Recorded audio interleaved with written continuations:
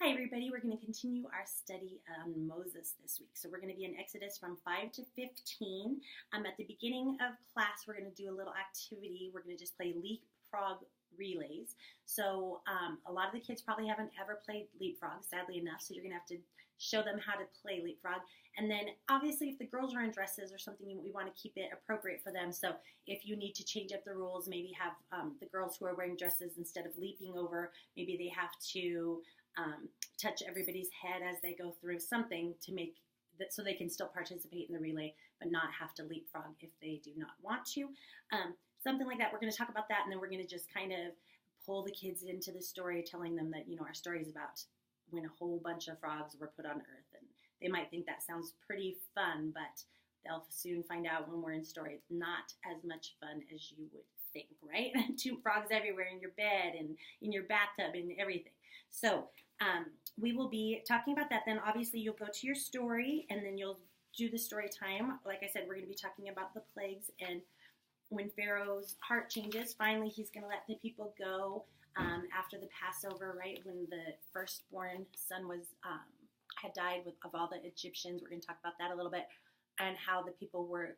We're going to just have to smush it all into one lesson, so there's going to be a lot in here.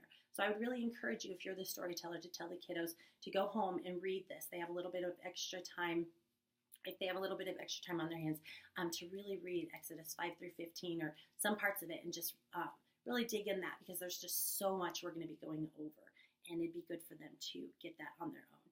All right, so then you'll go after your worship and your blessing, you'll go back to your classroom. You have questions. You can have the kids do their questions while they're working on their Bible memory verse sheet. Since we did change our memory verse last week, we had one for the first 2 weeks when we were learning about Joseph, and then we had another one on these second 2 weeks. Now that we're on Moses, and it's just a piece of paper that they can color all the way around. It looks kind of like a stained glass. They can color all the way around. There's flowers on it as well. If they want to color it, they're going to need to color first, and then we have tissue paper just to change it up a little bit, so they're not always just working with crayons or watercolors or paint markers. We just have some tissue paper that they can make it kind of look like a stained glass feel there. So when they're working on this, they're learning their memory verse. You can talk about the memory verse, really go walk it through with them, answer questions they may have about God's word, and really do use this time while they're working on their craft as fellowship time as well. It's super easy craft. It shouldn't take any time at all, so you'll have plenty of time to talk to the kiddos about what's going on in their life. A perfect opportunity to talk about how they spent Thanksgiving. Just really get to know those kids, let them know that we care about them here at Crossroads Church.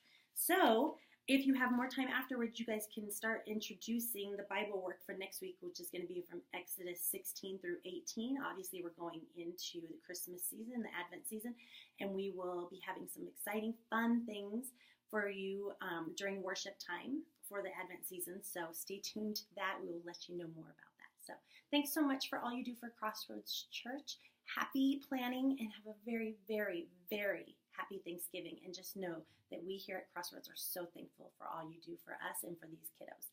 Thanks so much. Have a great week.